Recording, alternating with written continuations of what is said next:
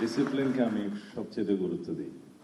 দলে ডিসিপ্লিন থাকা একটা জাতির জন্য একটা দৃষ্টান্তমূলক দলের উদাহরণ। সেই জন্য দলে যদি শৃঙ্খলা থাকে, জাতিতে শৃঙ্খলা থাকে। শহীদ রাষ্ট্রপতি জিয়াউর রহমানের জন্মই হয়েছিল এদেশের স্বাধীনতা ঘোষণার জন্য। বিএনপির ইতিহাস যদি আমরা বলতে যাই, পর্যালোচনা করতে যাই, বিএনপির ইতিহাস হচ্ছে স্বাধীনতা, সার্বভৌমত্ব রক্ষার ইতিহাস, গণতন্ত্র পুনঃপ্রতিষ্ঠা এবং ধারাবাহিকতার ইতিহাস। সামরিক শাসন বিরোধী সামরিক স্বৈরাচার বিরোধী আন্দোলনে অবিরাম সংগ্রামের মধ্য দিয়ে গণতান্ত্রিক আন্দোলনে বিজয়ের ইতিহাস।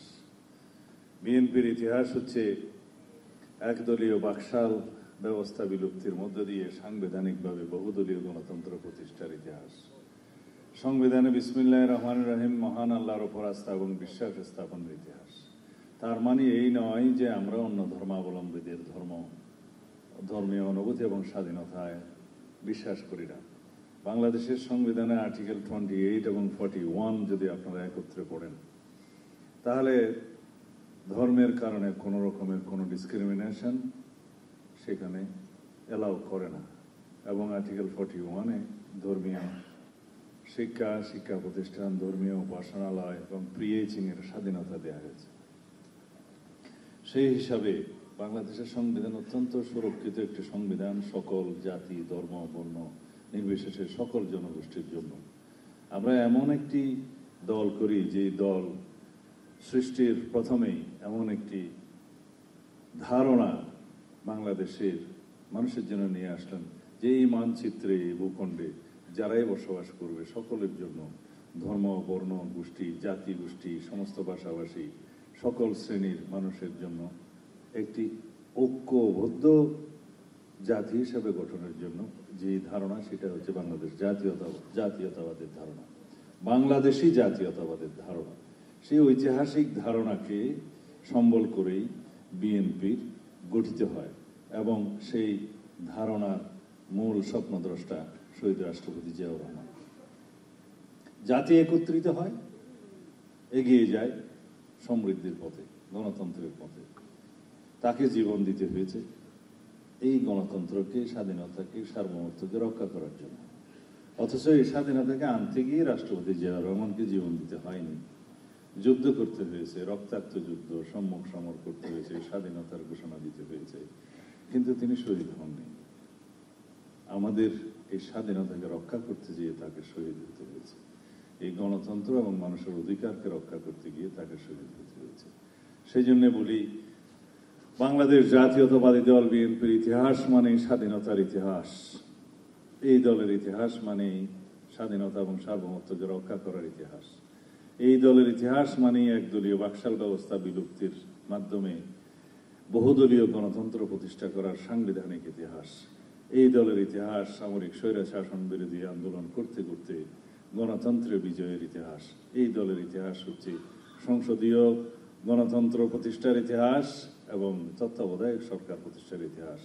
এই দলের ইতিহাস শহীদ রাষ্ট্রপতি জিয়াউর রহমান এবং বেগম খালেদা জিয়ার ইতিহাস হচ্ছে গণতন্ত্রের জন্য সংগ্রাম করতে করতে জীবন দেওয়ার ইতিহাস। এই দলের ইতিহাস হচ্ছে সংস্কার এবং গণতান্ত্রিক সংস্কার বাস্তবায়নের মধ্য দিয়ে অঙ্গীকার পূরণের ইতিহাস। অন্যদিকে আরেকটি দল ফ্যাসিস্ট আওয়ামী লীগের ইতিহাস হচ্ছে গণতন্ত্র হত্যার ইতিহাস, গুম, খুন, অপহরণ এবং বাংলাদেশের সম্পদ লুটপাটের ইতিহাস। বাংলাদেশে যত রকমের ফ্যাসিবাদী আচরণ এবং সন্ত্রাসবাদী কর্মকাণ্ড প্রতিষ্ঠা হয়েছে, শত সহস্র মুক্তিযোদ্ধাদেরকে হত্যা করেছে, সেই ইতিহাস বাকশালীদের ইতিহাস। এই দুটোকে তুলনা করলে বাংলাদেশের মানুষ অবশ্যই বিএনপির পতাকা তলে ঐক্যবদ্ধ হবে এবং হয়েছেও তাই।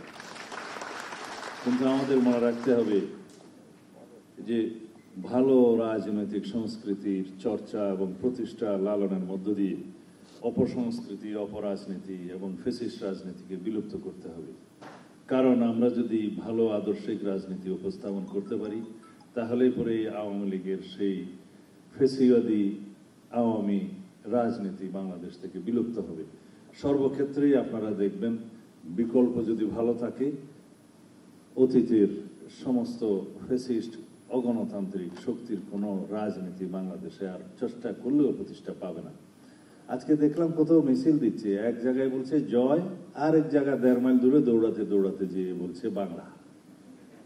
তো এই হচ্ছে এখন আওয়ামী লীগের অবস্থা। তো সুতরাং এই অবস্থা থেকে যাতে তারা মুক্তি না পায়, সেই রকম রাজনীতি বাংলাদেশে আমাদেরকে স্থাপন করতে হবে।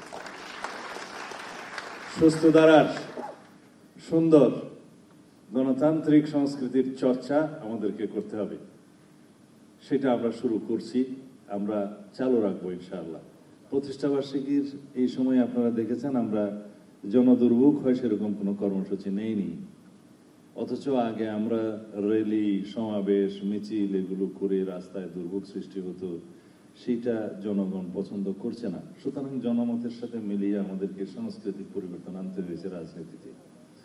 আমরা জনবান্ধব কর্মসূচি দিচ্ছি, আমরা নদী নালা আবর্জনা পরিষ্কার করছি, নালা নর্দমার আবর্জনা পরিষ্কার করার মধ্যে জনজীবনে আমরা স্বস্তি আনার চেষ্টা করছি, জনসাধারণ আমাদের সাথে যোগ দিচ্ছে। আমরা খেলাধুলার মধ্য দিয়ে আনন্দ উপভোগ করছি, প্রতিষ্ঠা বার্ষিকীর আনন্দ করছি। এগুলো হচ্ছে সাংস্কৃতিক একটা পরিবর্তন, রাজনৈতিক সংস্কৃতির পরিবর্তন। সুতরাং শুধুমাত্র ভোটের মাধ্যমে গণতন্ত্র প্রতিষ্ঠা হবে, এরপরে একদল ক্ষমতায় আসবে, 5 বছর পরে আরেক দল ক্ষমতায় আসবে, এটা রাজনীতি হতে পারে না। রাজনৈতিক ময়দানে আমরা ক্ষমতায় থাকি অথবা না থাকি, কিন্তু রাজনৈতিক সংস্কৃতির পরিবর্তনের ক্ষেত্রে যেন আমরা উদাহরণ সৃষ্টি করতে পারি, এই রাজনীতি আমাদের করতে হবে। আমি আপনাদের স্বগোত্রীয় ছিলাম আজকে থেকে 40 বছর আগে, 1985 সালের 86 সালের দিকে আমি অ্যাডভোকেট ছিলাম। এটা আমি নিজেই ভুলে যাই, মাঝে মধ্যে আপনাদের মাঝে আসলে মনে হয়। তারপরে ম্যাজিস্ট্রেসি, সরকারি চাকরি, আবার রাজনীতি, বিশ্ববিদ্যালয় জীবনের আইনে পড়াশোনা করার সময় বিশ্ববিদ্যালয় জীবনের রাজনীতি, ছাত্র রাজনীতি করতাম। এতে সব মিলিয়ে আমার ভিতরে একটা সংকর মিলিত হয়েছে, সবকিছুর অ্যামালগামেশন। যাই হোক, সেই লক্ষ্যেই বলি। আজকে অনেক কথা শুনি, যেহেতু আপনারা আইনজীবী সমাজ, আপনাদের এখানে বলাটাই আমার জন্য মনে হয়েছে যে আপনারা উপযুক্ত ফোরাম। সাংবিধানিক সংস্কারের কথা উঠছে, এই মুহূর্তে বিশেষজ্ঞদের সাথে আলোচনা করছে আমার জানা মতে সংশ্লিষ্ট কমিশন, ঐকমত্য কমিশন। কিন্তু সংবিধানের সংস্কার অথবা সংশোধনী যদি আলাপ আলোচনার মধ্য দিয়ে আমরা সম্মত হই, সেটা বাস্তবায়নের জন্য উপযুক্ত ফোরাম তো জাতীয় সংসদ। আমরা সেই কথা বলছি সংবিধান সংশোধনের বাইরে যে সমস্ত সংস্কার প্রস্তাবগুলো সবাই মিলে আমরা একমত হয়েছি ঐকমত্যের ভিত্তিতে, সেটা এখনই বাস্তবায়ন শুরু করা যায়। এই সরকারের স্বাধীনতা আছে, তারা অর্ডিন্যান্স জারি এবং নির্বাহী আদেশের মধ্য দিয়ে সেটা বাস্তবায়ন করছে প্রতিনিয়ত অধ্যাদেশ। সেরকম একটা অধ্যাদেশের খসড়া আজকে দেখতে পেলাম, আরপিইউ, গণপ্রতিনিধিত্ব আদেশ, যেটা সবাই জানেন নির্বাচন সংশ্লিষ্ট। তার মধ্যে কিছু সংশোধনী প্রস্তাব এনেছে, সেটা এখনো ক্যাবিনেটের বিবেচনায় আছে, সেটা অধ্যাদেশ জারি হতে আরো কয়েকদিন সময় লাগবে। কিন্তু আমার কাছে কিছু কিছু বিষয় একটু অমূলক মনে হয়েছে, কারণ আমরা প্রস্তাব করেছি এই সরকার উন্মুক্ত আছে, স্বাধীন আছে, অধ্যাদেশ জারির মধ্য দিয়ে সংস্কার বাস্তবায়ন করবে। কিন্তু সেই সমস্ত সংস্কার প্রস্তাব যেগুলো ঐকমত্যের ভিত্তিতে গৃহীত হয়েছে এবং যেগুলো যৌক্তিক, যেগুলো গ্রহণযোগ্য, সেগুলো আপনারা অধ্যাদেশ জারির মধ্য দিয়ে বাস্তবায়ন করুন। কিন্তু আজকের এই অধ্যাদেশটির মধ্যে আমার মনে হয়েছে আরপিইউর 21 ধারার সাবসেকশন 1 একটা পরিবর্তন আনার চেষ্টা করছে, প্রতীক নিয়ে। যে কোনো রাজনৈতিক দল, 2 বা ততোধিক রাজনৈতিক দল যদি জোট করে নির্বাচনে, সেই সময় সেই দলের প্রতীক তাকে নিতে হবে বাধ্যতামূলকভাবে। তাহলে ক্ষুদ্র দলগুলো, ছোট ছোট দলগুলো জোট করবে কেন? তারা তো জোট করবে একটা বৃহৎ দলের সাথে জোট করে, যাতে তারা জিততে পারে কয়েকটি আসনে। যদি তাকে তার মার্কা নিয়ে ইলেকশন করতে হয়, তাহলে সেটা তারা জোট করতে চাইবে না। তো এটা তো আমাদের সাথে আলোচনা হয়নি কোনো পর্যায়ে, কোন রাজনৈতিক দলের সাথে আলোচনা হয়েছে কিনা আমার জানা নেই, অন্তত আমাদের সাথে হয়নি। এ বিষয়ে ঐকমত্য হয়নি। এইরকম অমূলক সংস্কারগুলো যদি আমরা আইনে নিয়ে আসি কোনো আলাপ আলোচনা ব্যতিরেকে, পরে জটিলতা হবে। আগের যে আরপিতে যে বিধান আছে সেটা ছিল সেই দল অথবা সেই জোটভুক্ত কোনো দলের প্রতীক বাছাই করতে পারবে, নিতে পারবে, তার স্বাধীনতা আছে এবং সেটাই হওয়া উচিত। তো সেই জন্য বলবো, যারা নির্বাচন সংস্কার কমিশনের কাজ করেছেন, ঐক্য কমিশনে যারা নেতৃত্ব দিচ্ছেন, তাদের উদ্দেশ্যে বলছি, সরকারের উদ্দেশ্যে বলছি, এমন কোনো বিধিবিধান অধ্যাদেশের মাধ্যমে আপনারা জারি করবেন না, পরবর্তীতে সেটা জটিলতা সৃষ্টি হতে পারে নির্বাচন অনুষ্ঠানের জন্য। সুতরাং যা ঐকমত্য প্রতিষ্ঠা হয়নি সেই বিষয়ে যদি আপনারা, অবশ্যই কিছু কিছু বিষয়ে আলাপ আলোচনা ব্যতিরেকেই কিছু কিছু ছোটখাটো অধ্যাদেশে পরিবর্তন আনতে পারবেন অধ্যাদেশ প্রণয়নের মধ্য দিয়ে, কিন্তু এইগুলা মেজর পরিবর্তন, এইগুলো সমস্ত রাজনৈতিক দলের সাথে একটু আলোচনা করা দরকার।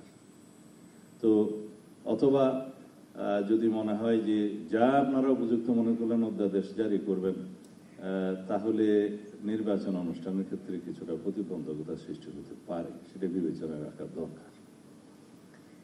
আর যারা বিশেষজ্ঞরা আলোচনা করছেন সংবিধানের সমস্ত সংশোধনীয় প্রস্তাবগুলো যেগুলো ঐকমতের ভিত্তিতে গৃহীত হবে বা ঐকমত্য হয়েছে, আর কিছু কিছু নোট অফ ডিসেন্ট সহকারে হয়েছে, সেগুলো বাস্তবায়ন এখনই করতে হবে, সেরকম একটি প্রচেষ্টা চলছে।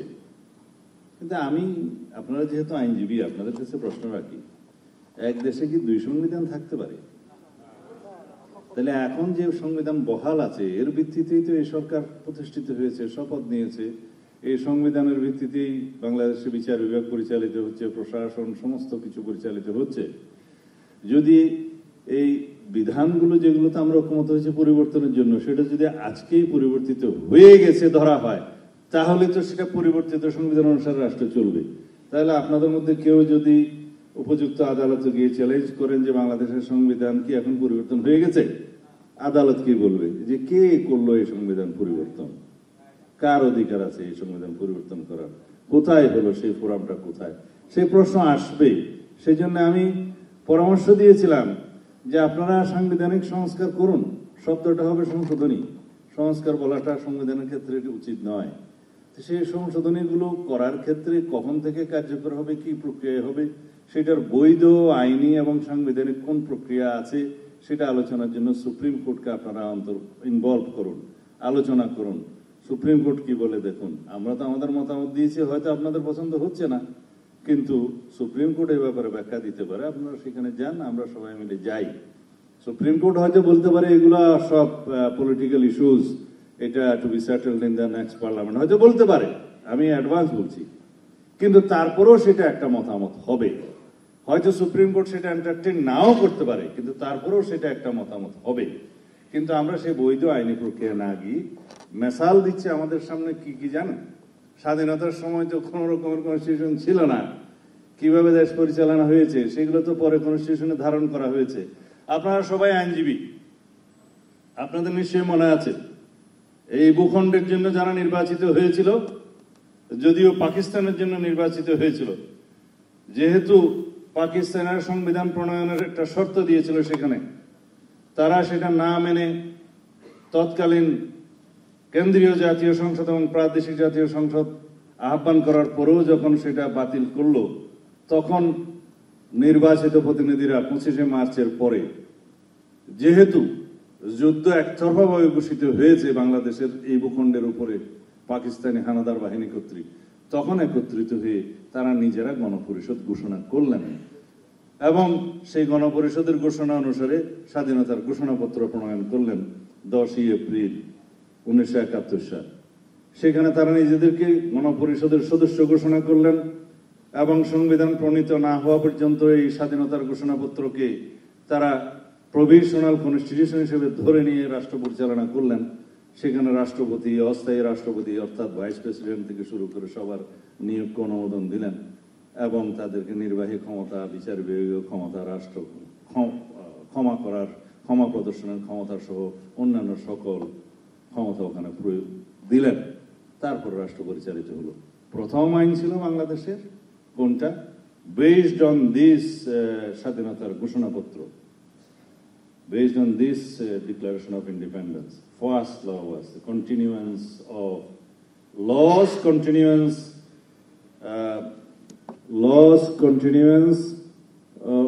শব্দটা আমার ঠিক মনে আসছে না, Laws Continuance Enforcement Order 1971, 10th of April. এবং দ্বিতীয় ল তখনকার জন্য Provisional Constitutional Order 1972. এর ভিত্তিতে অন্যান্য আরো কিছু আইন প্রেসিডেন্ট অর্ডার হিসেবে পরিচালিত মানে গৃহীত হলো, বাংলাদেশ পরিচালিত হলো। কিন্তু সেগুলোকে সাংবিধানিক স্বীকৃতি কখন দেয়া হলো? 1972 সালের 4 নভেম্বর যখন সংবিধান গৃহীত হলো, কিন্তু কার্যকারিতা দেয়া হলো 16 ডিসেম্বর থেকে।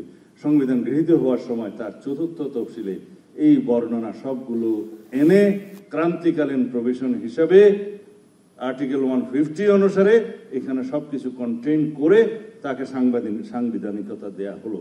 কিন্তু সেই সংবিধান তখনও পর্যন্ত কার্যকর হলেও সেই অনুসারে রাষ্ট্র পরিচালিত হয়নি, হয়েছে প্রেসিডেন্ট অর্ডারের মধ্য দিয়ে।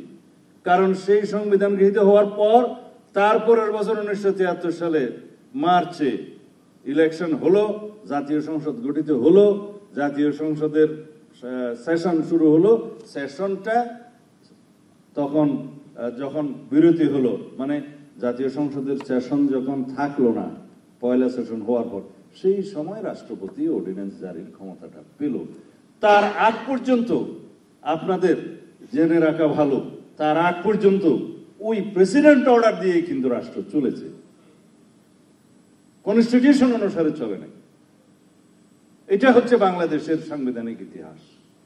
তো সুতরাং যারা এখন বলছে যে তখন সংবিধান ছিল না, আমি তো বলবো তখন রাষ্ট্র ছিল না, রাষ্ট্র হয়েছে। সংবিধান ছিল না, তখন স্বাধীনতার ঘোষণাপত্র হয়েছে, প্রভিশনাল কনস্টিটিউশন অর্ডার হয়েছে, সেই পিইউ গুলো হয়েছে, প্রেসিডেন্ট অর্ডার গুলো হয়েছে, রাষ্ট্রীয়ভাবে চলেছে, তারপরে সংবিধানে সে কন্টেইন করেছে।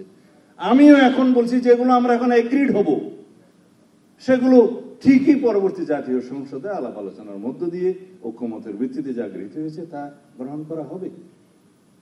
এখন কেউ বলছে গ্যারান্টি কি, আপনারা যে প্রতিশ্রুতি রাখবেন, আমরা কেন রাখবো?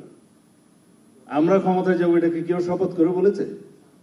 যারা জাতীয় সংসদে প্রতিনিধিত্ব করবেন সবারই এটা নৈতিক দায়িত্ব, একটা অব্লিগেশন হবে, যেহেতু এটা সমগ্র জাতি আনুষ্ঠানিকতার মধ্য দিয়ে আলাপ আলোচনার মধ্য দিয়ে একটা ঐক্যমতে এসছে, এবং সেটা একটা বিশাল আনুষ্ঠানিকতার মধ্য দিয়ে সিগনেচার হবে, জাতি দেখবে, ওয়েবসাইটে যাবে, এবং প্রত্যেকটা দল ম্যানিফেস্টোতে সেটা রিফ্লেকশন করবে, সেটা একটা ন্যাশনাল কমিটমেন্ট হবে, প্রতিশ্রুতি হবে। এবং মাননীয় প্রধান উপদেষ্টা তার 6 তারিখের ভাষণে বলেছেন এটা একটা জাতীয় প্রতিশ্রুতি, এটা পরবর্তী সংসদে বাস্তবায়িত হবে। তিনি বলেছেন, তার বক্তব্য প্রণিধানযোগ্য, তা আমরা সেই কথাই বলছি। এখন যদি এক্সট্রা কনস্টিটিউশনাল এনি স্টেপস যদি কেউ গ্রহণ করে থাকে, তারপরে দিন সেটা কোর্টে চ্যালেঞ্জ হবে, সেরকম কোনো কাজ আমরা করতে পারি না। শুনছি সুপ্রা কনস্টিটিউশনাল অ্যারেঞ্জমেন্ট করবে, মানে তারা বলছে এটা স্পেশাল কনস্টিটিউশনাল অর্ডার করে নাকি জারি করে যাবে। সবগুলো কথা আমি এখানে বলছি সময় স্বল্পতা সত্ত্বেও, যেহেতু আপনারা আইনজীবী পুরো। কারণ এই সমস্ত এক্সট্রা কনস্টিটিউশনাল অর্ডার বলি বা সুপ্রা কনস্টিটিউশনাল ইনস্ট্রুমেন্ট বলি বা স্পেশাল কনস্টিটিউশনাল অর্ডার বলি, এগুলো সব ল্যাঙ্গুয়েজ, বাক্য, কিন্তু মূল কথা হচ্ছে সেটা কনস্টিটিউশন যখন বহাল থাকে না, তখন এই সমস্ত প্রোক্লেমেশন দিয়ে রাষ্ট্র পরিচালনা করতে হয়। আজকে তো আমার কনস্টিটিউশন আছে, আমরা কনস্টিটিউশন অনুসারেই রাষ্ট্রটা চলছে, এটা স্থগিত নাই। তো সেই জন্য কেউ যদি এখন পরামর্শ দিয়ে থাকে যে সুপ্রা কনস্টিটিউশনাল ইনস্ট্রুমেন্টের মধ্য দিয়ে অথবা এক্সট্রা কনস্টিটিউশনাল অর্ডার অথবা স্পেশাল কনস্টিটিউশনাল অর্ডারের মধ্য দিয়ে অর্ডিন্যান্স প্রোক্লামেশন জারি করে রাষ্ট্র চালাতে হবে, কেন? এই অর্ডারগুলো তখন দরকার হয় যখন রাষ্ট্র পরিচালনার ক্ষেত্রে সেই বিধানটা বহাল নাই, তখন। এখন তো আমার রাষ্ট্র পরিচালনার ক্ষেত্রে সমস্ত কিছু বহাল আছে। এগুলো কেন করতে হচ্ছে? কাকে সন্তুষ্ট করার জন্য করা হচ্ছে? কি উদ্দেশ্যে করার জন্য এগুলো করা হচ্ছে? আমরা তো একটা স্টেবল জাতি চাই। এই স্টেবিলিটির জন্য, গণতান্ত্রিক ধারাবাহিকতার জন্য আমরা সংগ্রাম করেছি। ভোটাধিকার প্রয়োগের জন্য আমরা রক্ত দিয়েছি, আমাদের সন্তানরা শহীদ হয়েছে, গণ অভ্যুত্থান হয়েছে, ছাত্র গণ অভ্যুত্থান হয়েছে। প্রধান উপদেষ্টা তার ভাষণে বলেছেন যে ছাত্র গণ অভ্যুত্থানের মধ্য দিয়ে যে আকাঙ্ক্ষা প্রকাশিত হয়েছে, সেই আকাঙ্ক্ষার বহিঃপ্রকাশ হচ্ছে এই অন্তর্বর্তীকালীন সরকার মানি। এবং ছাত্র গণ অভ্যুত্থানের মধ্য দিয়ে কি সাংবিধানিক ধারাবাহিকতা ক্ষুণ্ণ হয়েছে? হয়নি। আর্টিকেল 106 অনুসারে সাংবিধানিক ধারাবাহিকতার মধ্য দিয়ে প্রধান উপদেষ্টা এবং উপদেষ্টা মণ্ডলী শপথ নিয়েছেন। তা আমরা এখন কেন ধারাবাহিকতা ক্ষুণ্ণ করতে যাব? কি উদ্দেশ্যে? অবশ্যই না। তো সুতরাং সবারই শুভবুদ্ধির উদয় হোক। আমরা মনে করি যারা এগুলো চিন্তা করছেন, বিবেচনা করছেন, বিশেষজ্ঞরা আলাপ আলোচনা করছেন, বুদ্ধি পরামর্শ দিচ্ছেন, আপনারা সবাই গণতান্ত্রিক এবং সাংবিধানিক ধারায় চিন্তা করবেন। এই জাতিকে অতি শিগগির একটি নির্বাচনের মধ্য দিয়ে রাজনৈতিক সরকার প্রতিষ্ঠা করতে হবে। কনস্টিটিউশনাল সংসদীয় একটি সরকার প্রতিষ্ঠা করতে হবে, যার মধ্য দিয়ে এই জাতির শহীদের আকাঙ্ক্ষার প্রত্যাশার সবকিছু পূরণ করতে হবে। সেই লক্ষ্যে আমরা এগিয়ে যাই। ইনশাআল্লাহ আগামী 2026-এর ফেব্রুয়ারির প্রথমার্ধে রমজান শুরু হওয়ার সপ্তাহখানিক আগে অথবা তারও আগে বাংলাদেশে জাতীয় সংসদ নির্বাচন অনুষ্ঠান হবে। এর পথে যারাই কাটা বিছানোর চেষ্টা করবেন, যারাই বিভিন্ন রকম বিভ্রান্তিমূলক বক্তব্যের মধ্য দিয়ে বিভ্রান্তি সৃষ্টি করার চেষ্টা করছে, তাদের সকলের উদ্দেশ্যে নসিহত হচ্ছে, আমরা এখন নির্বাচনে আবহের মধ্যে আছি। সারা দেশে নির্বাচনে আমেজ সৃষ্টি হয়েছে। অতি শিগগির আমাদের নেতা জনাব তারেক রহমান বাংলাদেশে প্রত্যাবর্তন করবেন। সেদিন বাংলাদেশের নির্বাচনের সমস্ত কিছু প্রতিষ্ঠিত হয়ে যাবে ইনশাআল্লাহ। আমি বলছি না নির্বাচন হয়ে যাবে, তবে আমরা বিএনপির পক্ষ থেকে সেই দিনই নির্বাচনের অর্ধেক কার্য ইনশাআল্লাহ সমাপ্ত করতে পারবো। সেটা কি? সারা বাংলাদেশে আমাদের নির্বাচনের প্রচারণা হয়ে যাবে। নির্বাচনের একটা অবিচ্ছেদ্য অংশ হচ্ছে প্রচারণা, তো সেই প্রচারণা আমাদের অর্ধেক সেদিন হয়ে যাবে ইনশাআল্লাহ। তার প্রত্যাবর্তন হবে বাংলাদেশে সবচেয়ে অবিস্মরণীয় একটি ঐতিহাসিক ঘটনা।